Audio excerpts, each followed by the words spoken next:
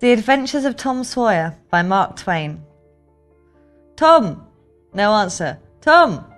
No answer. What's gone with that boy, I wonder? You, Tom! No answer. The old lady pulled her spectacles down and looked over them about the room. Then she put them up and looked out under them.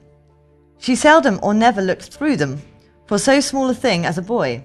They were her state pair, the pride of her heart, and were built for style, not service. She could have seen through a pair of stove lids just as well. She looked perplexed for a moment, and then said, not fiercely, but still loud enough for the furniture to hear, "Well, I lay, if I get hold of you, I'll—" She did not finish, for by this time she was bending down and punching under the bed with the broom, and so she needed breath to punctuate the punches with. She resurrected nothing but the cat. I never did see the beat of that boy.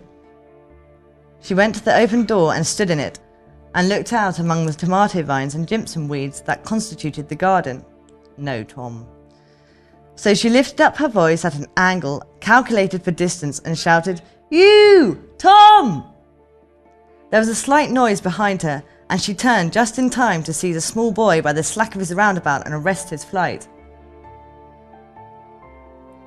"There, I might have thought of that closet. What have you been doing in there?" "Nothing." "Nothing? Look at your hands and look at your mouth. What is that truck?"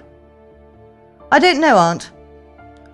"Well, I know, it's jam. That's what it is. 40 times I've said if you don't let that jam alone, I'd skin you. Hand me that switch."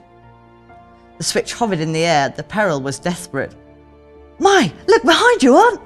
The old lady whirled around and snatched her skirts out of danger. The lad fled on the instant, scrambled up the high broad fence and disappeared over it. His Aunt Polly stood surprised a moment and then broke into a gentle laugh. "Hang the boy, can't I never learn anything? Ain't he played me tricks enough like that for me to be looking out for him by this time? But old fools is the biggest fool there is. Can't learn an old dog new tricks, as the saying is, but my goodness, he never plays them alike. 2 days, and how is a body to know what's coming? He appears to know just how long he can torment me before I get my dander up. And he knows if he can make out to put me off for a minute or make me laugh, it's all down again and I can't hit him a lick. I ain't doing my duty by that boy, and that's the Lord's truth. Goodness knows, spare the rod and spoil the child. As the good book says, I'm a-laying up sin and suffering for us both. I know. He's full of old scratch, but laws o' me, he's my old dead sister's boy, poor thing, and I ain't got the heart to lash him somehow.